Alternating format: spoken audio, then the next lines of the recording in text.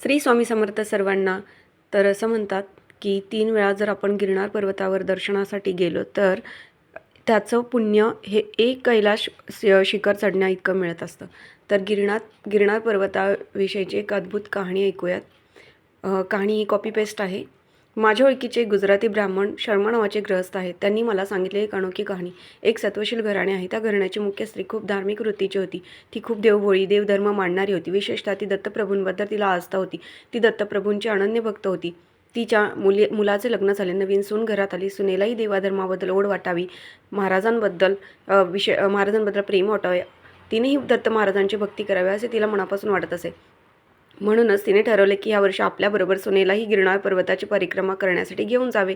गिरनार पर्वत हा खूपच घनदाट जंगल, त्या ठिकाणी सरपटणारे प्राणी, जंगली श्वापदे, हिंस्र पक्षी असलेला भाग आहे. ठराविक मार्गाने व आखून दिलेल्या मार्गाने परिक्रमा करावी असा हा नियम आहे.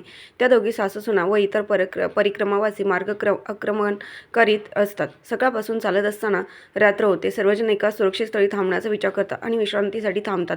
थोडा वेळ जातो आणि जातो न जातो तो जंगली जानवर हिंस्र पक्षाची डळका ऐकू येते. सर्व परिक्रमावासी एकमेकाकडे पाहत सुरक्षित आसरा शोधण्यासाठी पळत असतात. कोण कुठे पळत आहे कुणाला समजत नाही.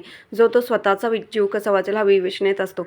त्या मायालेकीची ताटातूट होते आणि ती मुलगी परिक्रमावासी सोडून दूर जाते. भीतीने घाबरते एका झाडाजवळ उभी राहते. भीतीने तिच्या तोंडून एक शब्दही निघत नाही. रडत देवाचा दावा करत असते. उभी असते. समोरच झाडाजवळ काहीतरी हालचाल दिसते. जरा पुढे सरकत ती पाहते तर एक गोमाता तिथे उभी असते. ती थोडे धाडस करून पुढे जाते तर ती गाय ही पुढे चालू लागते. मनात ती विचार करते की ज्यावर ती गाय आहे म्हणजे इथे जवळपास कुठेतरी मानवी वस्ती आहे. ती गाय पुढे, ती मागोमाग. असं करत असताना एक गाई ते एका गुहेसमोर उभी राहते. गुहेच्या दरवाजाजवळ अंधुकसा उजेड दिसू लागतो. ती धिटाईने पुढे जाते आणि पाहते का एक साधू ध्यानमग्न अवस्थेत ते बसून असतात. त्या साधूची दाढी त्याच्या मांडीवर रोळत असते. हातात जपमाळ असते. ती तशीच अवघडलेल्या स्थितीत उभी राहते. थोड्या वेळाने साधू डोळे उघडून पाहतात आणि तिला विचारतात, तू इथपर्यंत कशी आलीस? ती घडलेला सर्व वृत्तांत सांगते. साधू म्हणतात, ठीक आहे, तू काही खाल्लं आहेस का? ती मानेनेच नकार देते. साधू म्हणतात, त्या कोपऱ्यात बघ काही फळे आहेत, खाऊन घे. तिने बाजूच्या कोपऱ्यात पाहते. मगाशी काहीच नव्हते, आता कशी फळे? पण जास्त विचार न करता ती फळे खाऊन घेते. महाराज म्हणतात, आता रात्र खूपच झाले, झोपून घेऊ दे, सकाळी पाहू काय करायचं ते.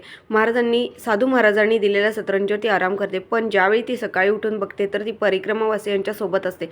परिक्रमावासी रात्री तिचा शोध घेतात, पण त्या निबिड अरण्यात तिला रात्रीच्या वेळी शोधणार कुठे? सकाळी ज्यावेळी तिला पाहतात त्यावेळी सर्वजण हैराण होतात. ती सर्वांना रात्रीची घटना सांगते. परिक्रमावासी ती गाय व ती गुहा शोधतात, पण त्यांना ना गाय दिसते, ना साधू, ना त्यांची गुहा दिसते. त्या घटनेनंतर ती सासून दरवर्षी परिक्रमा करते, पण तो तिला आलेला पहिला अनुभव परत कधीच अनुभवता आला नाही. अशी श्री गुरुदेव दत्तप्रभूंची लीला आहे. परिक्रमा करताना परिक्रमावासियांना खूप अनुभवास मिळतात. एक घटना दुसऱ्या घटनेसारखी समान कधीच नसते. गिरनार पर्वत परिक्रमा करणे व गिरनार पर्वत शिखरावरील श्री दत्तपादुका दर्शन घेणे ह्या दोन्ही गोष्टी वेगवेगळ्या आहेत. परिक्रमा म्हणजे गिरनार पर्वत आपल्या उजव्या बाजूस ठेवून गिरनार पर्वताला चारही बाजूनी मारलेली फेरी. जशी आपण एखाद्या मंदिराला बाहेरून मारलेली प्रदक्षिणा, त्यास परिक्रमा म्हणतात. आणि गिरनार दत्तप्रभूंच्या पादुका दर्शन म्हणजे गिरनार पर्वताच्या 10,000 पायऱ्या चढून महाराजांच्या पादुकांच्या दर्शनाचा लाभ घेणे. ह्या दोन्ही गोष्टी वेगवेगळ्या आहेत.